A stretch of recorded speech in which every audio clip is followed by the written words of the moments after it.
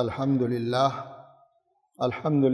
نحمده ونستعینه ونستغفره ونؤمن به ونتوکل علیہ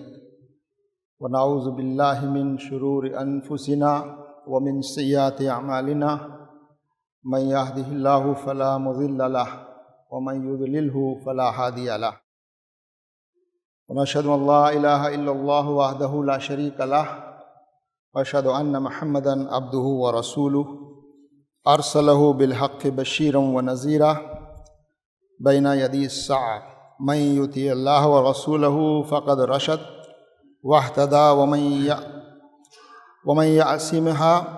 فإنہ قد غوی وإنہ لا یضر الا نفسہ ولا یضر اللہ شیئا۔ صدق اللہ العلی العظیم۔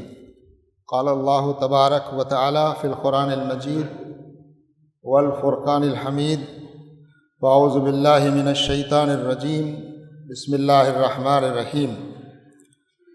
قال عذابی اصیب به من اشاء ورحمتی وسعت کل شیء۔ وقال تعالی وما ارسلناک الا کافۃ للناس بشیرا ونذیرا ولکن اکثر الناس لا یعلمون۔ وقال تعالی وما ارسلناک الا رحمۃ للعالمین۔ صدق اللہ العلی العظیم۔ حمد و ثنا، بڑائی و کبریائی اللہ رب العالمین ہی کے لیے ہے۔ درود و سلام تمام انبیاء کرام پر، خصوصاً آخری نبی حضرت محمد مصطفیٰ صلی اللہ علیہ وسلم پر۔ برادران اسلام، بزرگوں، بھائیوں، عزیز نوجوان دوستوں، قرآن کریم کی چند آیات ابھی تلاوت کی گئی ہیں۔ ان میں سے ایک آیت جو میں نے سب سے پہلے تلاوت کی، جو سورہ اعراف کی آیت ہے، سورہ اعراف کی 156 آیت کا ایک حصہ ہے۔ فرمایا گیا قال عذابی اصیب به من اشاء ورحمتی وسعت کل شیء۔ یہ آیت حضرت موسیٰ علیہ السلام کی غیر موجودگی میں جب ان کی قوم نے بغاوت کی اور شرک کیا اور اپنے لیے بت تراش کر لیا، اور موسیٰ علیہ السلام بہت زیادہ پریشان ہوئے، غصہ ہوئے، اور اس کے بعد انہوں نے اللہ تعالیٰ سے دعائیں کی۔ اس کے جواب میں اللہ تبارک و تعالیٰ نے جو باتیں فرمائی، اس کا ایک حصہ یہ ہے جس میں فرمایا گیا کہ اللہ تعالیٰ فرماتا ہے کہ میرا عذاب ان لوگوں پر آتا ہے جن پر میں چاہتا ہوں، میں جسے چاہتا ہوں انہیں عذاب دیتا ہوں، لیکن وَرَحْمَتِي وَسِعَتْ كُلَّ شَيْءٍ، میری رحمت ہر چیز پر چھائی ہوئی ہے۔ قرآن کریم کی یہ آیت پورے اسلام کی ایک طرح سے نمائندگی کرتی ہے، اس کے مزاج کی۔ اس آیت میں اللہ تعالیٰ فرماتا ہے کہ ہر چیز پر میری رحمت چھائی ہوئی ہے، یعنی یقیناً اللہ تبارک و تعالیٰ سے بغاوت اور اس کی ہدایات کی خلاف ورزی سے اللہ ناراض ہوتا ہے، اور دنیا میں بھی اس کی سزائیں چھوٹی بڑی دیتا ہے، لیکن اللہ تعالیٰ کی جو صفت ہے اور جو صفات ہیں اللہ تعالیٰ کی، ان میں سب سے بڑی صفت اس کی رحمت ہے، اس کا رحم ہے، اور فرمایا کہ وہ ہر چیز پر چھائی ہوئی ہے۔ اس کو ہم اور غور کرنے کی کوشش کریں تو اللہ تبارک و تعالی اپنے تمام بندوں کو وہ صفات اختیار کرنے کی طرف متوجہ کرتا ہے جو اللہ تعالیٰ کی صفات ہیں۔ اللہ تعالیٰ چاہتا ہے کہ وہ صفات جو اللہ کی صفات ہیں وہ بندے بھی اپنے اندر پیدا کرنے کی کوشش کریں۔ اللہ کے تمام انبیاء کرام جو لوگوں کی ہدایت کے لیے بھیجے گئے، ان تمام کو یہ ہدایت کی گئی اور ان کو جو صفات عطا کی گئی ان میں یہ صفت سب سے زیادہ غالب پائی جاتی ہے۔ اللہ کا دین، اسے دین رحمت بھی کہا جاتا ہے کہ اللہ کا دین جب کوئی اختیار کر لیتا ہے تو وہ اللہ کی رحمت میں داخل ہو جاتا ہے۔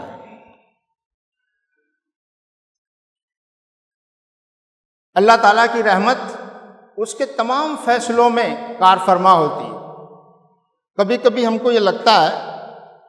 کہ اللہ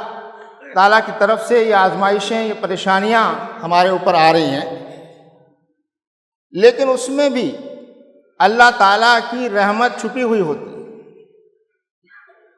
جو کبھی کبھی ہم فوری طور پر نہیں دیکھ پاتے۔ ہماری نگاہیں اللہ تعالیٰ کی اس حکمت کو، اس مشیت کو نہیں سمجھ پاتی جسے اللہ دیکھ رہا ہوتا ہے۔ اللہ کو معلوم ہوتا ہے کہ یہ اس وقت میرے بندوں پر جو یہ پریشانی، آزمائش اور تکلیف ہے، یقیناً اس سے میرے بندے رنجیدہ ہیں، پریشان ہیں، لیکن اللہ تعالیٰ دور تک دیکھنے والا ہے اور وہ جانتا ہے کہ یہ تھوڑی دیر کی وقتی جو تکلیف اور آزمائش ہے، اس میں ایک آگے کی بڑی کامیابی اور بڑی رحمت اس میں پوشیدہ ہے، لیکن ہماری نگاہیں اس کو کبھی کبھی دیکھ نہیں پاتی۔ اللہ کے آخری نبی حضرت محمد مصطفیٰ صلی اللہ علیہ وسلم کے بارے میں بھی جو آیات ہم بار بار سنتے ہیں قرآن مجید میں بھی اور جن کی ابھی بھی تلاوت کی گئی، اللہ تعالیٰ نے اپنے آخری نبی صلی اللہ علیہ وسلم کے بارے میں فرمایا، ہم نے آپ کو تمام عالموں کے لیے رحمت بنا کر بھیجا ہے۔ یعنی آپ جس دین کو لے کر آئے ہیں، آپ جو پیغام لوگوں کو پہنچا رہے ہیں، آپ جو نظام انسانی سماج میں برپا کرنا چاہتے ہیں، جو اللہ کی طرف سے تجویز کردہ ہے، یہ انسان کے لیے سراپا رحمت ہے۔ یہ نظام عدل و رحمت کا نظام بھی ہے، یعنی اس نظام کے قائم ہونے سے عدل قائم ہو سکتا ہے، اس کے علاوہ کوئی اور راستہ نہیں ہے جس سے مکمل عدل و انصاف قائم ہو، اور عدل کا قیام اللہ کی سب سے بڑی رحمت کا مظہر ہے کہ جب کسی معاشرے اور سماج میں عدل قائم ہو جائے، انصاف قائم ہو جائے، اور اس کے نتیجے میں وہاں امن ہو، چین ہو، خوشحالی ہو، تو یہ اللہ تعالیٰ کی رحمت کا مظہر ہے۔ اللہ تعالیٰ کی جو صفات ہیں جس کا میں نے ذکر کیا، اللہ تعالیٰ چاہتا ہے کہ بندے ان صفات کو اختیار کریں۔ رحمت کی یہ جو صفت ہے، یہ اللہ تعالیٰ اپنے بندوں میں بھی دیکھنا چاہتا ہے۔ اپنے رسولوں میں اس صفت کو اس نے بہت اعلیٰ درجے میں ان کو عطا فرمایا، اور اللہ تعالیٰ نے جو امت برپا کی، تمام امتیں، اور سب سے آخر میں جو یہ آخری امت ہے، اس کو بھی امت رحمت کہا گیا ہے۔ یہ امت سراپا رحمت ہے، اس امت کا وجود سراپا رحمت ہے، کیونکہ اس امت کے ذمے جو کام کیا گیا ہے، وہ کام اگر یہ امت انجام دیتی ہے تو یہ پورا انسانی سماج اور پورا انسانی معاشرہ وہ اللہ کی رحمت سے بھر جائے گا۔ یہ رحمت کی صفت جو اللہ تعالیٰ کی جو صفت تمام چیزوں پر غالب ہے، وہ بندوں میں کن صفات کے ذریعے سے پیدا ہو سکتی ہے؟ اس میں ایک بڑی صفت یہ ہے کہ ہمارے اندر کشادہ دلی ہو، دل بڑا کشادہ ہو۔ اللہ تعالیٰ اپنے بندوں سے بے انتہا محبت کرتا ہے۔ ہم سب کا وہ خالق و مالک ہے، اور ہماری غلطیوں کو نظر انداز کرتا ہے اور ہمیں معاف کرتا ہے، ہماری چھوٹی چھوٹی چیزوں کو وہ سے درگزر فرماتا ہے۔ تو یہ صفت ہمارے اندر بھی ہونی چاہیے۔ اس امت رحمت کے افراد میں یہ صفت ہو کہ ان کا دل کشادہ ہو، ہر چھوٹی چیز کو نظر انداز کریں، معافی اور درگزر کا راستہ اختیار کریں۔ اس رحمت کی ایک صفت یہ بھی ہے جس سے رحمت اللہ تعالیٰ کی اور اس امت کی رحمت قائم ہوتی ہے، وہ یہ کہ ہمارے اندر نرمی پیدا ہو، نرمی کا مزاج، اس کا بار بار اس کی طرف توجہ کی گئی ہے، توجہ دلائی گئی ہے کہ نرمی جو ہے وہ دراصل وہ ایک پسندیدہ صفت ہے جو کشادہ دلی سے پیدا ہوتی ہے۔ جب دل کشادہ ہوتا ہے تو مزاج میں نرمی پیدا ہوتی ہے، مزاج میں نرمی ہوتی ہے تو فلیکسیبلٹی آتی ہے، اس میں انتہا پسندی اور شدت کا رویہ وہ اختیار نہیں کرتا، بلکہ وہ بیچ کا رویہ، درمیانہ رویہ اختیار کرتا ہے۔ اور رحمت کا ایک تقاضا یہ ہے، اور اللہ کی صفت بھی ہے کہ اللہ تعالیٰ سب کو دیتا ہے، دینے والا ہے۔ اللہ تعالیٰ کسی سے کوئی چیز کا مطالبہ نہیں کرتا، نہ وہ ہر چیز سے بے نیاز ہے، سب کو دیتا ہے۔ تو اللہ تعالیٰ یہ چاہتا ہے کہ اس کے بندے بھی وہ صفت اختیار کریں کہ وہ دینے والے بنیں۔ اور اسی لیے حدیث میں بات فرمائی گئی کہ جو دینے والا ہاتھ ہے، اوپر والا ہاتھ ہے، وہ ہمیشہ نیچے والے ہاتھ سے بہتر ہوتا ہے۔ تو اگر ہم لوگوں کو دینے والے بنتے ہیں، لوگوں کو فائدہ پہنچانے والے، لوگوں کی بھلائی چاہنے والے، لوگوں کی خیرخواہی چاہنے والے، تو یہ اس کا تقاضا ہے۔ امت رحمت بننے کے لیے ضروری ہے کہ ہمارے دلوں میں یہ جذبہ پیدا ہو کہ ہم لوگوں کے لیے جو کچھ ہمارے پاس ہے وہ ہم دیں۔ محترم حاضرین، تنگ دلی اور بخیلی، حدیث میں آتا ہے کہ جو شخص بخیل ہے، بخل کرتا ہے، اس کے دل میں ایمان نہیں ہو سکتا۔ بخل اور ایمان یہ دونوں ایک جگہ جمع نہیں ہو سکتے۔ تو یہ تنگ دلی انسان میں اور تنگ نظری اور انسان کے اندر شدت پیدا کرتی ہے، اس میں ضد اور ہٹ درمی پیدا کرتی ہے۔ تنگ دلی انسان میں تکبر پیدا کرتی ہے، اور اس تکبر اور ضد کے نتیجے میں انسان حق کو نہیں دیکھ پاتا، سچائی کو نہیں دیکھ پاتا، اس کی آنکھیں اندھی ہو جاتی ہیں کہ وہ سچائی کو دیکھ پائے۔ لہذا کشادہ دلی، نرمی، سخاوت، لوگوں کو دینا، لوگوں کو معاف کرنا، یہ وہ صفات ہیں جو اللہ تعالیٰ کی صفات ہیں، اور اللہ تعالیٰ چاہتا ہے کہ وہ صفات بندوں میں بھی پیدا ہو۔ جس طرح اللہ تعالیٰ نے فرمایا کہ میری رحمت ہر چیز پر چھائی ہوئی ہے، تو یہ امت جو آخری نبی رحمت للعالمین کی امت ہے، امت رحمت ہے، اس کا وجود بھی تمام انسانوں کے لیے رحمت بن جائے، اور وہ تبھی ممکن ہے جب یہ صفات بھی ہمارے اندر پیدا ہوں۔ اور سب سے بڑی بات جو قرآن میں بار بار جس کا تذکرہ مختلف انبیاء کی زبانی کیا گیا، وہ یہ کہ انبیاء کرام اپنی قوم سے، اپنے لوگوں سے بے انتہا محبت کرتے تھے، خیر خواہی کا جذبہ رکھتے تھے۔ یقیناً ان کی قوم، ہر نبی نے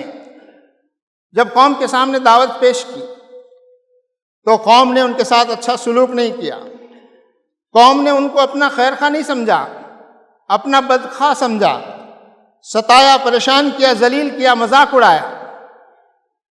لیکن نبی کو ہدایت دی گئی کہ وہ اس اعلیٰ اخلاق کا مظاہرہ کرے کہ ان تمام چیزوں سے درگزر کرتے ہوئے، نظر انداز کرتے ہوئے اپنی قوم اور اپنے لوگوں سے محبت اور خیرخواہی کا یہ تقاضا ہے کہ وہ ان کا بھلا چاہے، وہ ان کو نقصان پہنچانے والی ہر چیز کے بارے میں فکر مند ہو، جو چیز بھی ان کو نقصان پہنچا سکتی ہے اس سے ان کو بچانے کی کوشش کرے، دنیا کے نقصان سے بھی اور سب سے زیادہ اہم آخرت کا نقصان۔ سورہ شعراء میں مختلف انبیاء کی زبانی اللہ تبارک و تعالیٰ نے بار بار یہ جملہ دہرایا ہے اور کہا ہے رسولوں کی زبان سے کہ میں تمہاری طرف ایک امین رسول بنا کر بھیجا گیا ہوں، اور میں تمہارے لیے ایک نذیر، ایک ڈرانے والا بنا کر بھیجا گیا ہوں کہ تمہیں برے انجام سے ڈراؤں۔ اور انبیاء کرام ہر وقت اس فکر میں رہتے تھے کہ ان کی قوم دنیا میں بھی کسی نقصان سے اس کا سابقہ نہ پیش آئے، دنیا میں بھی وہ خوشحال رہیں، اور آخرت کی تباہی اور آخرت کے برے انجام سے وہ بچا لیے جائیں۔ یہ فکر ہر نبی کو ہوا کرتی تھی۔ لہذا اس امت کے افراد ہونے کے ناطے ہماری ذمہ داری اور اس امت کے ہر فرد کی ذمہ داری ہے کہ ہمارے اندر بھی جس قوم کے درمیان، اور جو قوم ہماری یہ پورا ملک 138 کروڑ کی آبادی کا ملک، اس کی بھلائی، اس کی خیرخواہی، اس کا دنیاوی نقصان اور اس کا اخروی نقصان دونوں ہم کو تکلیف دے،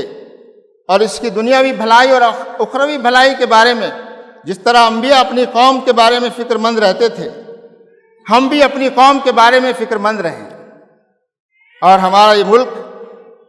جس میں ایک بہت بڑی آبادی ہے اور اس میں خیر کے بہت سارے پہلو ہیں، ان کی طرف ہماری نگاہ ہو۔ محترم حاضرین، اللہ تبارک و تعالیٰ سے ہم دعا کریں کہ اللہ تبارک و تعالیٰ صحیح معنی میں ہمیں آخری نبی حضرت محمد مصطفیٰ صلی اللہ علیہ وسلم جو رحمت للعالمین ہیں، ان کی اس امت رحمت کا صحیح معنی میں فرد بننے کی اور اپنی ذمہ داریوں کو ادا کرنے کی ہم کو توفیق عطا فرمائے، اور اس ملک میں، اس ملک کی عوام تک اللہ کے اس پیغام کو پہنچانے کی توفیق عطا فرمائے۔ بارک اللہ لنا ولکم فی القرآن العظیم ونفعنا وإیاکم بالآیات والذکر الحکیم، انہ تعالی جواد کریم ملک بر رؤوف رحیم۔